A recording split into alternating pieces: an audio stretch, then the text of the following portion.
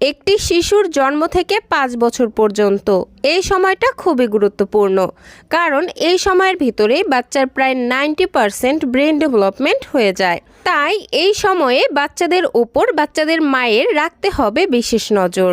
খাওয়াতে হবে পুষ্টিকর এবং সুষম খাবার দাবার। আসসালামু আলাইকুম দর্শক, নুরস মমের আজকের পর্বে থাকছে 6 মাস থেকে 5 বছর বয়সী বাচ্চাদের জন্য খুবই পুষ্টিকর, ক্যালোরিবহুল এবং মজাদার দুইটি খাবারের রেসিপি। 6 মাস থেকে বাচ্চাদেরকে এই খাবারগুলো কিভাবে রেডি করে খাওয়াবেন তার প্রতিটি স্টেপ বাই স্টেপ শেয়ার করব, তাই ভিডিওটি না টেনে সম্পূর্ণ ভিডিওটি দেখার অনুরোধ রইল।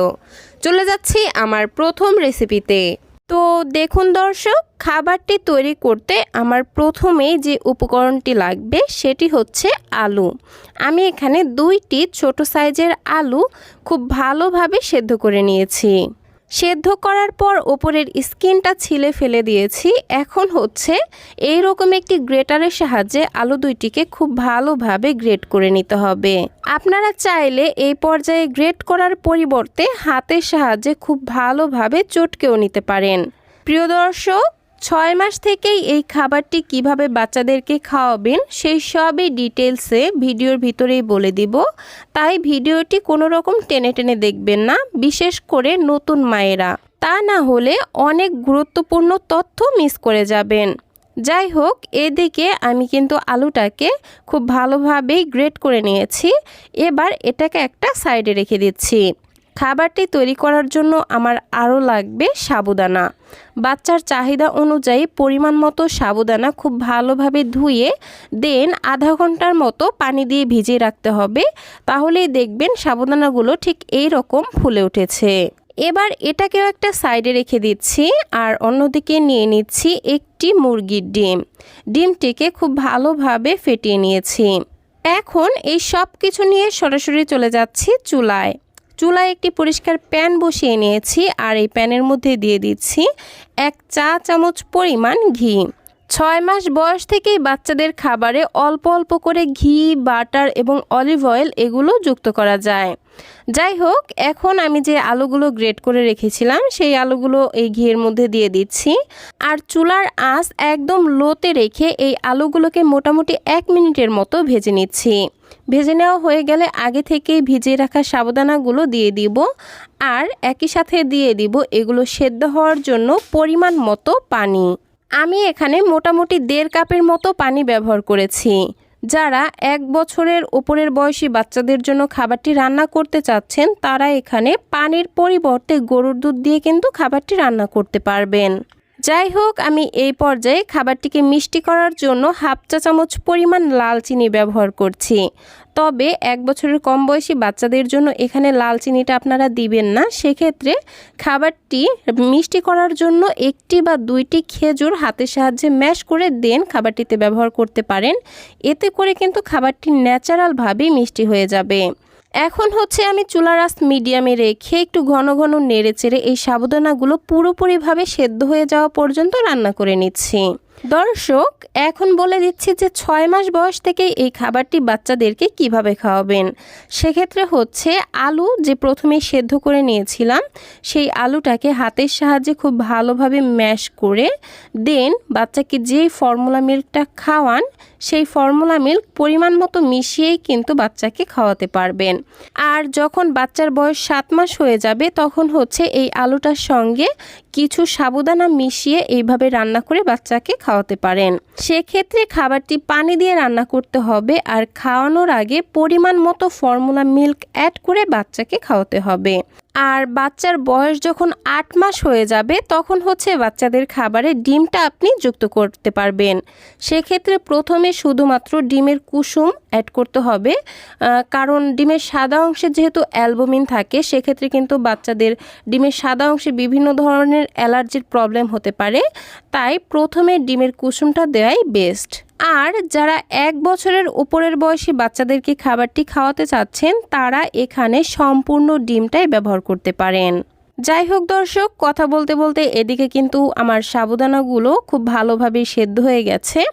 এখন হচ্ছে আমি যে আগে থেকেই ডিমটা ফেটিয়ে রেখেছিলাম সেই ডিম অল্প অল্প করে দিয়ে দিচ্ছি আর এক হাত দিয়ে অনবরত নেড়েচেড়ে দিচ্ছি।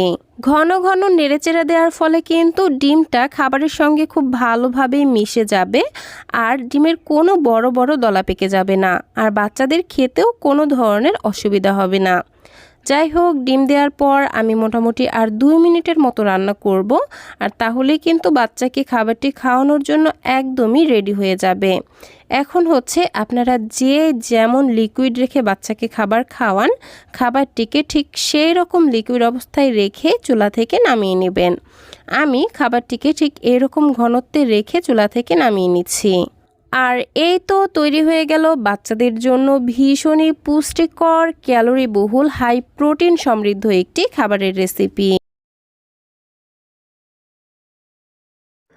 পুষ্টিকর এই খাবারটি তৈরি করতে আমি প্রথমেই নিয়ে নিচ্ছি 1 টেবিল চামচ পরিমাণ সাবুদানা এবং 2 টেবিল চামচ পরিমাণ চিরা। আমি এখানে সাদা চিরা নিয়েছি, আপনারা চাইলে লাল চিরাও নিতে পারেন। এবার এই সমস্ত উপকরণগুলোকে বেশ কয়েকবার পানি চেঞ্জ করে খুব ভালোভাবে ধুয়ে নিচ্ছি। এই তো খুব ভালোভাবে ধুয়ে নিয়েছি। এবার এখানে কিছুটা পানি দিয়ে এগুলোকে একটা সাইডে ভিজিয়ে রেখে দিচ্ছি। অন্যদিকে আমি নিয়ে নিচ্ছি একটি মাঝারি সাইজের গাজরের অর্ধেকটা। ওপরের স্কিনটা খুব ভালোভাবে ছিলে ফেলে দিয়েছি, আর এইরকম একটি গ্রেটারের সাহায্যে গাজরটিকে খুব ভালোভাবে গ্রেট করে নিচ্ছি। গ্রেট করা হয়ে গেলে এটাকে একটা সাইডে রেখে সরাসরি চলে যাচ্ছি চুলায় একটি পরিষ্কার প্যান বসিয়ে আগে থেকেই ধুয়ে ভিজিয়ে রাখা চিরা এবং সাবুদানাগুলো এই প্যানের মধ্যে দিয়ে দিচ্ছি। দেখতেই পাচ্ছেন ভিজিয়ে রাখার ফলে এগুলো কিন্তু অনেকটাই ফুলে উঠেছে, আর এখন এটা রান্না হতেও সময় অনেকটাই কম লাগবে। যাই হোক, এবার এগুলো রান্না হওয়ার জন্য পরিমাণ মতো পানি দিয়ে দিলাম, আর একই সাথে গ্রেট করে রাখা গাজরগুলোও দিয়ে দিচ্ছি। এবার চুলার আঁচ মিডিয়াম এবং লোয়ের মাঝামাঝি রেখে ঘন ঘন নেড়ে চেড়ে চিরা, সাবুদানা এবং গাজর পুরোপুরিভাবে সেদ্ধ হওয়া পর্যন্ত রান্না করে নিব। ফিরে আসলাম সব কিছু খুব ভালোভাবে সেদ্ধ হয়ে যাওয়ার পর। এই পর্যায়ে মুখ ফাটানো একটি এলাচ দিয়ে দিচ্ছি, এর ফলে খাবারটি থেকে খুবই সুন্দর একটি ফ্লেভার বের হবে। এখন হচ্ছে যাদের বাচ্চারা খাবার চিবিয়ে খেতে পারে না, তাদের ক্ষেত্রে এরকম একটি ম্যাশারের সাহায্যে খাবারটিকে বাচ্চার পছন্দ অনুযায়ী ম্যাশ করে নিতে পারেন।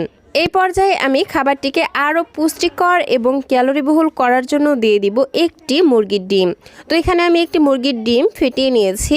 তারপর এখন এই খাবারের মধ্যে অল্প অল্প করে দিয়ে দিব আর ঘন ঘন নেড়ে চেড়ে খাবারটির সঙ্গে মিশিয়ে নিব। যারা হচ্ছে 10 মাসের আগের বাচ্চাদের জন্য খাবারটি রান্না করবেন, তারা এখানে শুধুমাত্র মুরগির ডিমের কুসুম ব্যবহার করবেন। যাই হোক, ডিম দেওয়ার পর আর মোটামুটি 2 মিনিটের মতো রান্না করে নিলেই কিন্তু খাবারটি বাচ্চাকে খাওয়ানোর জন্য একদমই রেডি হয়ে যাবে। আমি খাবারটিকে ঠিক এরকম ঘনত্বে রেখে চুলা থেকে নামিয়ে নিচ্ছি। আপনাদের বাচ্চারা যে যেমন লিকুইড খাবার খায়, খাবারটিকে ঠিক সেই রকম লিকুইড রেখে চুলা থেকে নামিয়ে নেবেন। আর এই তো তৈরি হয়ে গেল বাচ্চাদের জন্য আরও একটি খুবই পুষ্টিকর, ক্যালোরিবহুল এবং মজাদার একটি খাবারের রেসিপি। তো দর্শক, এই ছিল আমার আজকের আয়োজন। ভিডিওটি ভালো লাগলে প্লিজ একটি লাইক দিবেন এবং কেমন লাগলো সেটা জানাতে অবশ্যই ছোট্ট একটি কমেন্ট করবেন। বাচ্চাদের জন্য এরকম আরও নিত্য নতুন সহজ এবং পুষ্টিকর খাবারের রেসিপি পেতে প্লিজ আমার চ্যানেলটিকে সাবস্ক্রাইব করে পাশের ঘন্টাটি বাজিয়ে অলে সেট করে রাখবেন পরবর্তী ভিডিওর নোটিফিকেশন সবার আগে পাওয়ার জন্য। আজকের মতো বিদায় নিচ্ছি। আল্লাহ হাফেজ। আসসালামু আলাইকুম।